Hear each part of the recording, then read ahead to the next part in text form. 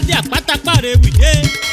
kó tó jápiri jágán kó tó jápiri jágán kó tó máa jápiri jágán ẹ jẹ́ máa kí aya ọ̀gá mi kàfílà tó kú ọdún o obìnrin lẹ́gẹ́lẹ́gẹ́ apọ́bẹ́pọ̀ rẹ̀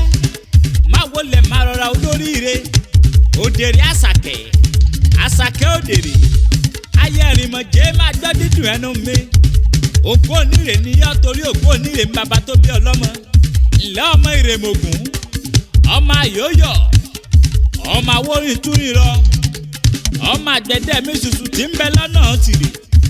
ọmọ ejígbọjọ ejígbàjà ejígbòko ẹrú onírè ní rọkọ ìwọ̀fọ̀ onírè ní rọgbàjà ọmọ bíbí onírè ní rẹ̀ múṣékélé ẹ̀múṣékélé ló rọ ní ìrè bàbá rẹ̀ ǹbá tètè délé ayé ọmọ ẹni mẹ́ta ni ǹbá jẹ́ ǹbájọ́ ọmọ alákàrà kí n lè bá máa jẹ̀ wúwo ǹbájọ́ ọmọ lẹ́kùrú kí n lè máa ró wọn sẹ́nu ǹbáwájọ́ ọmọ onírè kí n fínáfíná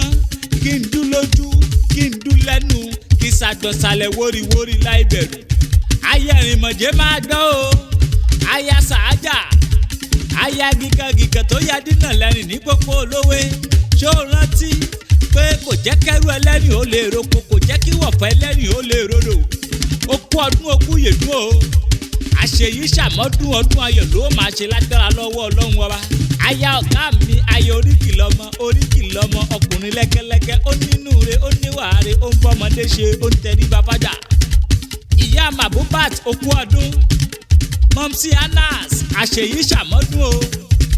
èèyàn tó bá ní kó mọ́ ṣàmọ́dún ẹ̀yà kàlà ni ó máa sìnkú wọn gbogbo ẹnikẹ́ni tó bá ní kó má pẹ̀ láyé ọrùn á máa wọ̀ wọ́n ní bẹ́ẹ̀ ni tó ru sìmẹ́ǹtì mẹ́fà pọ̀ happy birthday to you ma and we all wish you long life and prosperity àpáta pàrẹ̀ wìlè mi ń jẹ́